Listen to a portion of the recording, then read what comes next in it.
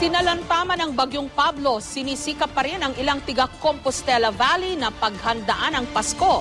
Ilang lugar naman sa Davao Oriental ang inulan kagabi kaya muling kinabahan ang mga residente.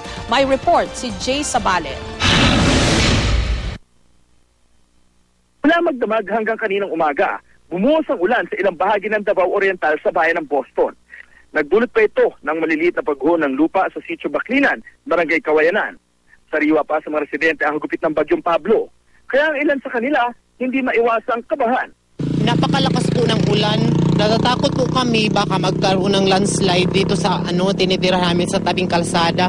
Pero kahit sinalanta ng bagyo, nagkakabit pa rin ng Christmas decorations ang mga batang ito.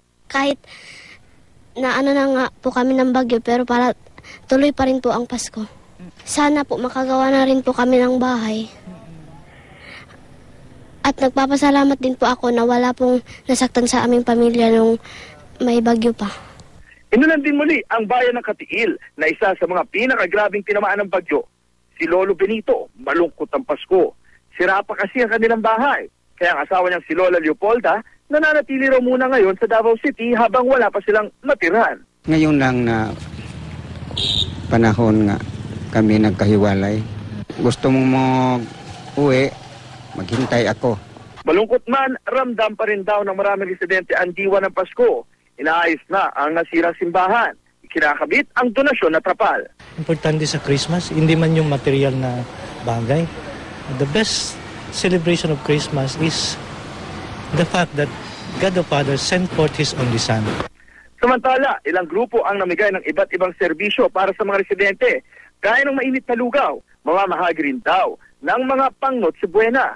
May libreng check-up din para sa mga sundalo at pulis na tumutulong sa mga nasalanta. Para naman sa ilang taga Compostela Valley, ito na raw ang pinakamalungkot nilang Pasko. Gamit ang pinagtagpitagping bagay, 20 pamilya ang nagtayo ng pansamantalang bahay sa gilid ng kalsada. Ilan sa kanila, napipilitang manlimos. Ang mga magsasaka sa New Bataan, hindi malaman kung paano sila magsisimula. Siyempre ang konsumisyon. Kaya wala na may ingon tapang pangabdian nga maayo. 12,000 ektarya ng taniman ang sinira ng bagyo. May kasabihan sila rito sa Mindanao na kahit anong itanim mo ay siguradong tutubo. Kaya naman, ang agrikultura ang isa sa pinakamalaking industriya rito. Gayunman, pipilitin pa rin daw ng magsasakang si Mang Emilio na ipagdiwang ang Pasko. Pasasalamat na nila ito sa Diyos dahil kahit hirap, ang mahalaga raw ay buhay pa rin sila.